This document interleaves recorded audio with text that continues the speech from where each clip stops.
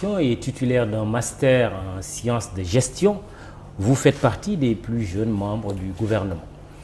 D'abord ministre de l'Urbanisme, du Logement et de l'Hygiène en avril 2019, après la réélection du président Macky Sall. Ensuite, le 1er novembre 2020, date marquée par les retrouvailles entre le président Sall et le leader de Rewmi, Idrissa Seck, nommé président du Conseil économique, social et environnemental, vous migrez à la surprise générale à la station de ministre chargé du suivi du PSE. Aviez-vous mal pris ce changement de portefeuille?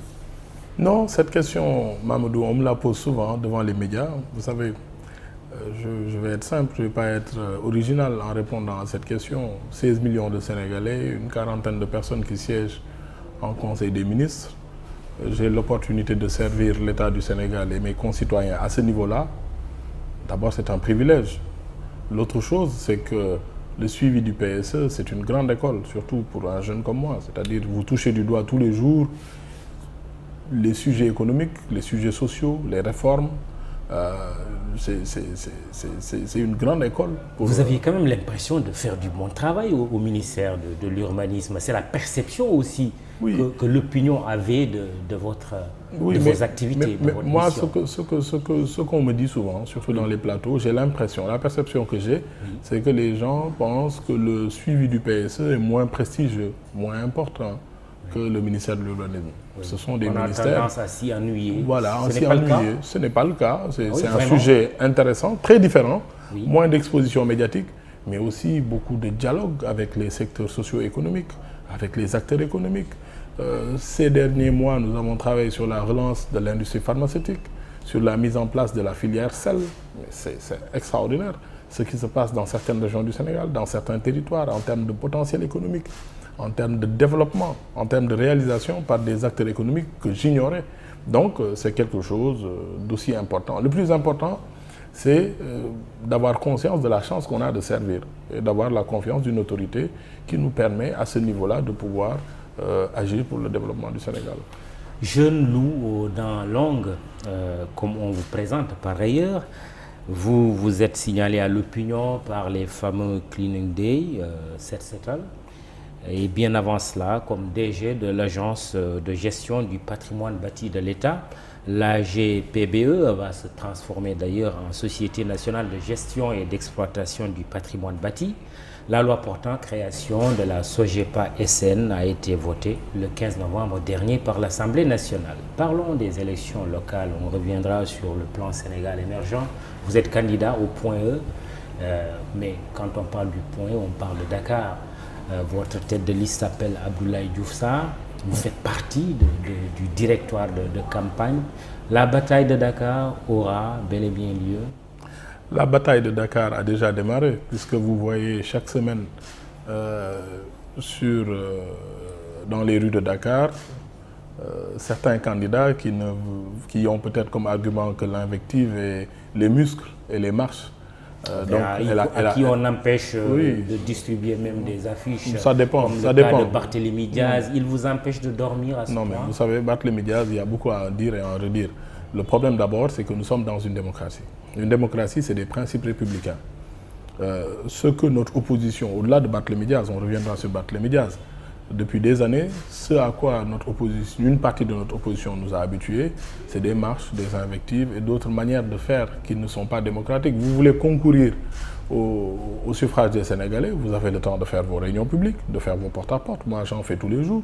Cet après-midi, j'ai un événement. J'aurais dû vous amener l'arrêté du sous-préfet parce que j'ai pris la peine de demander une autorisation pour barrer la route, pour occuper la voie publique. On est en République, il y a des choses qui s'organisent. Maintenant, mais en quoi se promener à travers les rues de Dakar gênerait? On croise même parfois des rollers qui vous donnent des prospectus. C'est quoi le problème? Pourquoi on l'empêcherait à Barthélémy Diaz? Non, le problème, je ne pense pas qu'on l'ait empêché à Barthélémy Diaz. La chose, c'est que la question qu'il faut se poser, c'est à quoi Barthélémy Diaz nous a habitués. Est-ce qu'il nous a habitués à des promenades sans aucune violence? Ça, c'est un délit sans de aucune faciès. provocation. Non, ce n'est pas un délit de faciès. Non, moi, je suis factuel. Prenez l'année 2021, vous prenez jour par jour. D'ailleurs, Barthélémy Diaz, dans ses interviews chez vos confrères de TFM, il l'a dit, je vais me calmer, je vais me ceci, je vais me cela. C'est un aveu. Il nous a habitués à de la violence, à des invectives, à des actions de terrain pour provoquer. La preuve, Mamadou. Comment vous pouvez comprendre qu'un citoyen sénégalais élu soit convoqué de par son appel, il a interjeté appel d'une décision de justice, avant de quitter sa maison le jour de l'audience, à 8h30, il sait que le procès a été renvoyé.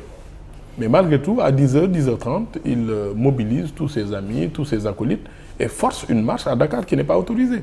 Lorsqu'une personne comme ça vous habitue, à de tels actes, la police, les autorités territoriales ont le devoir et la responsabilité de prévenir tout débordement. On a vu au Sénégal pendant des années des mouvements dits citoyens entre guillemets qui nous disent tous les vendredis nous serons à telle place jusqu'à ce que le régime s'en aille, jusqu'à ce que telle chose. Des attitudes anti-républicaines, des attitudes qui sont très anarchistes. Alors vous voulez, nous, Mamadou, du haut de la responsabilité que les Sénégalais nous ont confiée par des élections libres et transparentes, que nous soyons ceux qui permettent ce type d'agissement au Sénégal. Sauf qu'ici, pour le cas de Dakar, Benno Bokk Yakaar oublie qu'il est dans l'opposition.